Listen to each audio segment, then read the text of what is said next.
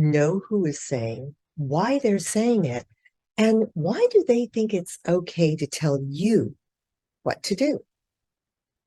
Sounds basic, right? Consider the phrase, though, but it was on the internet.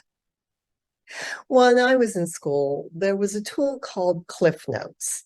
In these concise and well-written booklets, you could study for your English literature classes without actually having read the plays or books.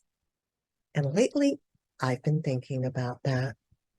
Why did we put our trust in the strangers that were Clifton and Catherine Hillegrass and their work? What did we miss in not reading the actual work that the authors had sweated blood to create? As this debate is going through my mind, I realize that a great deal of the trust was based on trust and a belief.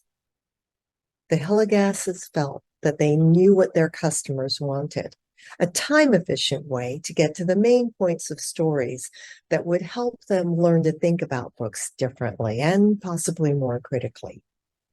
Other stakeholders, the parents and the teachers, wanted to be able to trust that the creators of Cliff Notes would honor the author's intent and the stories that they created. Millions of copies later, it seems that their take on what their stakeholders wanted has been vindicated. The key is in understanding and serving their stakeholders.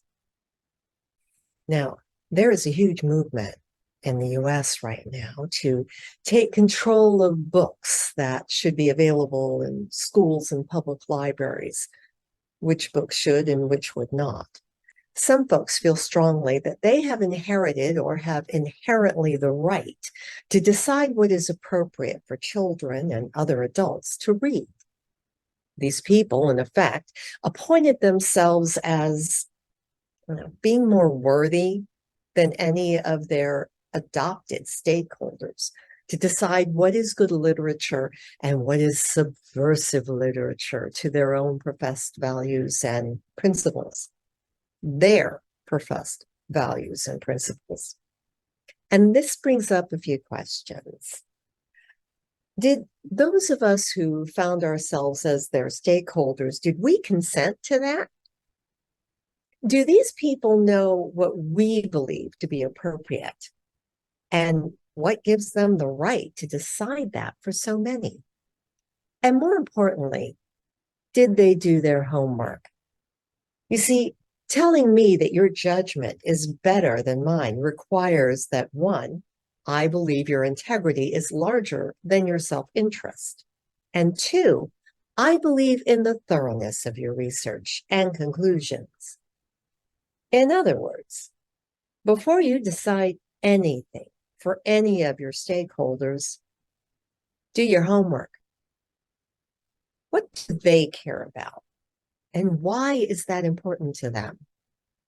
How does it relate to what is important to your work? Do we need to make some minor or even major course corrections?